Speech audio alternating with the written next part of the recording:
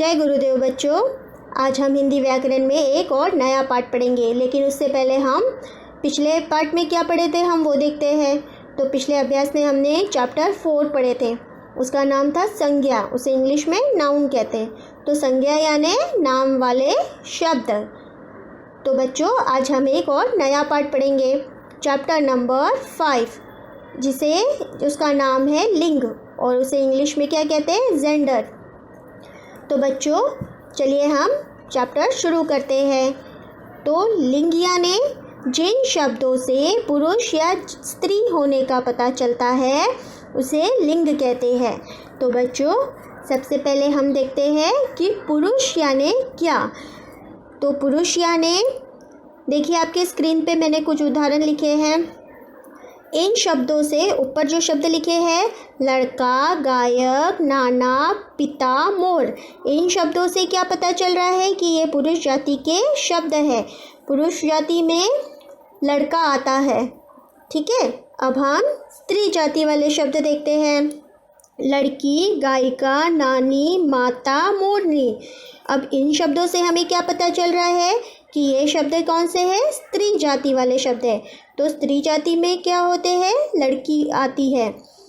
तो बच्चों आपको एक और बात मैं यहाँ पे बता दूँ कि जो हमारे लिंग होते हैं उसमें हमारे संज्ञा शब्द भी आते हैं। संज्ञा शब्द मतलब जो हमारे पशु पक्षी है, वस्तु है, ये शब्द भी लिंग में आते हैं। तो चलिए अब हम इसकी परिभाषा देखते हैं और इसे और विस्तार से समझते हैं। तो सबसे पहले लिंग की परिभाषा, जिन शब्दों से पुरुष या स्त्री होने का पता चलता है उसे लिंग कहते हैं। अभी मैंने आपको बताया कि जिन शब्दों से, जिन वाक्यों में कोई शब्द आए या जिस वाक्य से हमें ये पता चलता है कि यहाँ पे किसी पुरुष के बारे में बात हो रही है और यहाँ पे किसी स्त्री के बारे में बात हो रही है, वो शब्द क्या कहलाएंगे, हमारे लिंग कहलाएंगे। तो चलिए अब हम इसके लिंग के प्रकार देखते हैं। तो बच्चों लिंग के 2 प्रकार हैं, एक है पुल्लिंग और दूसरा है स्त्रीलिंग। एक बार फिर से दोहराइए मेरे पीछे, लिंग के 2 प्रकार होते हैं, एक पुल्लिंग और एक स्त्रीलिंग। तो बच्चों देखिए इनके नाम में ही हमें पता चलता है पुल्लिंग। पुल्लिंग यानी पुरुष, जो हमारे पुरुष जाति के शब्द हैं, जो हमारे पुरुष जाति होती है वो हमारे किस में आते हैं, पुल्लिंग में। और स्त्रीलिंग, देखिए इसके नाम से ही हमें पता चल गया है स्त्रीलिंग। स्त्री यानी हमारे जो स्त्री जाति वाले शब्द होते हैं वो सब क्या किस में आएंगे, हमारे स्त्रीलिंग में। तो चलिए अब हम इसे एक एक करके विस्तार से समझते हैं। तो सबसे पहले हम क्या पढ़ेंगे, पुल्लिंग। पुल्लिंग की परिभाषा देखिए, जिन शब्दों से पता चलता है कि वे पुरुष जाति के हैं उन्हें पुल्लिंग कहते हैं। यानी यहाँ पे आपको मैंने पहले ही बताया कि जिन शब्दों से हमें पता चलता है कि यहाँ पे किसी लड़के के बारे में बात हो रही है उसे हम क्या कहेंगे, पुल्लिंग कहेंगे। तो चलिए इसके उदाहरण देखते हैं, शेर, मोर, शिक्षक, राजा आदि, ये शब्दों से हमें क्या पता चल रहा है कि यहाँ पे किसी पुल्लिंग के बारे में, पुरुष जाति के बारे में बात हो रही है, उसे क्या कहेंगे हम, पुल्लिंग शब्द। तो शिक्षक यानी सर, जो हमारे सर होते हैं ना, वो भी एक पुल्लिंग में आएंगे, है ना। तो ये सारे शब्द क्या थे, हमारे पुल्लिंग वाले शब्द। आपको मैं फिर से एक बार दोहरा दूँ कि पुल्लिंग में हमारे सिर्फ व्यक्ति ही नहीं आते, जो हमारे संज्ञा वाले शब्द हैं, पशु पक्षी वस्तु, ये शब्द भी हमारे पुल्लिंग और स्त्रीलिंग में, लिंग में आते हैं। देखिए यहाँ पे शेर है, शेर से हमें क्या पता चल रहा है कि ये पुल्लिंग है, लेकिन शेर हमारा व्यक्ति तो नहीं हुआ, क्या हुआ, ये एक एनिमल हुआ, है ना। मोर भी एक एनिमल हुआ, लेकिन इससे हमें पता चल रहा है कि यहाँ पे एक पुल्लिंग के बारे में बात हो रही है, पुरुष जाति के बारे में बात हो रही है। अब इसके बाद हम देखते हैं स्त्रीलिंग।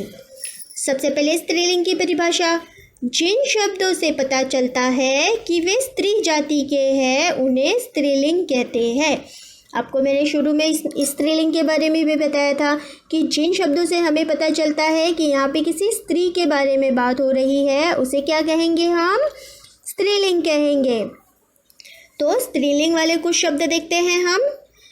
मुर्गी, पुत्री, औरत, माता आदि आदि यानी एक्सेट्रा, इसके अलावा और भी। तो इन शब्दों से हमें क्या पता चल रहा है कि यहाँ पे किसी स्त्री के बारे में बात हो रही है। तो ये शब्द कौन से हुए हमारे? स्त्रीलिंग। तो बच्चों अब हम और कुछ और शब्द देखते हैं जिससे आपको स्त्रीलिंग और पुल्लिंग के बारे में अच्छे से पता चल जाएगा। तो चलिए हम देखते हैं।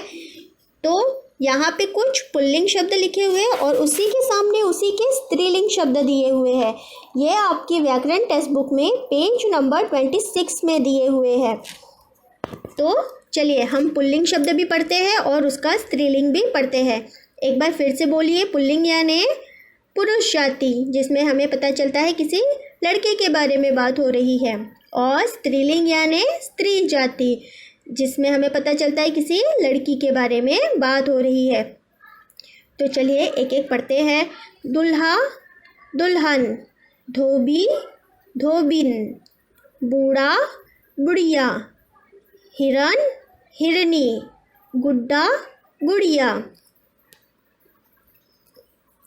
चिड़ा, चिड़िया, डिब्बा, डिबिया, माली, मालिन, पति, पत्नी, बैल, गाय।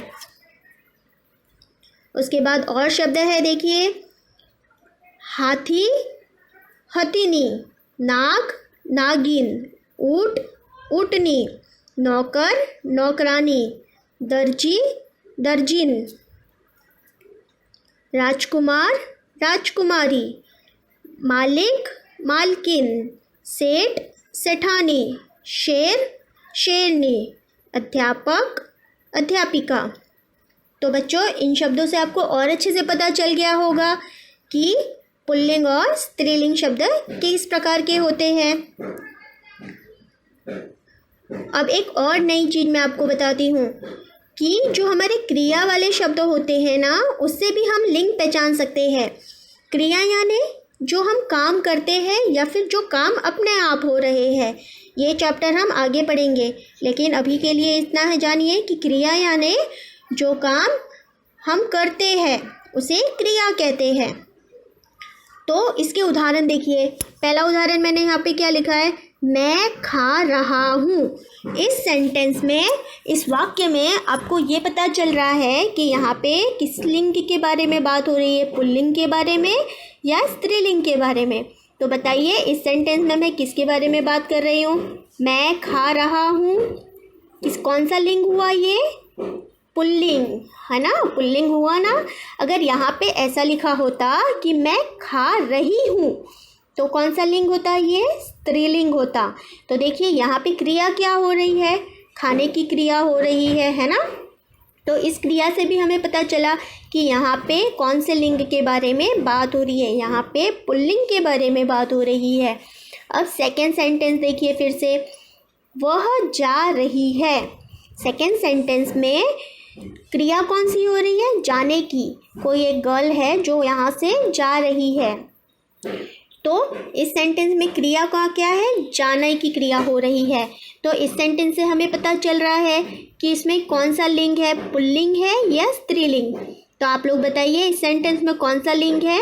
जी हाँ, इस सेंटेंस में स्त्रीलिंग है। अगर यहाँ पे ऐसा लिखा होता कि वह जा रहा है तो यहाँ पे कौन सा लिंग होता? पुल्लिंग होता, है ना। तो बच्चों आपको समझ में आ गया ना लिंग। तो ये था आज का हमारा चैप्टर जिसका नाम था लिंग। तो हम देखते हैं कि आज हमने क्या सीखे। जिन शब्दों से पुरुष या स्त्री होने का पता चलता है उसे क्या कहते हैं? लिंग कहते हैं। तो बच्चों बताइए पुरुष में कौन से शब्द आते हैं? दुल्हा, बूढ़ा, गुड्डा, माली, पति, ये शब्द कौन से आते हैं? पुरुष जाति में। और स्त्री जाति में कौन से शब्द आते हैं? बुढ़िया, गुड़िया, पत्नी, गाय, शेरनी, अध्यापिका, ये शब्द किस में आते हैं? स्त्रीलिंग में, है ना। ये शब्द मैंने आपको बताए थे ना। तो ये हमारा लिंग था। अब आप मुझे बताइए कि लिंग के कितने प्रकार होते हैं। लिंग के दो प्रकार होते हैं, पहला पुल्लिंग और दूसरा स्त्रीलिंग। पुल्लिंग से हमें क्या पता चलता है कि किसी पुरुष जाति के बारे में बात हो रही है ना। और स्त्रीलिंग से कि जिन शब्दों से हमें पता चलता है कि वे स्त्री जाति के हैं उसे स्त्रीलिंग कहते हैं। तो ये था आज का हमारा चैप्टर। आप इसे घर पे एक बार अच्छे से फिर से दोहराइए। Thank you.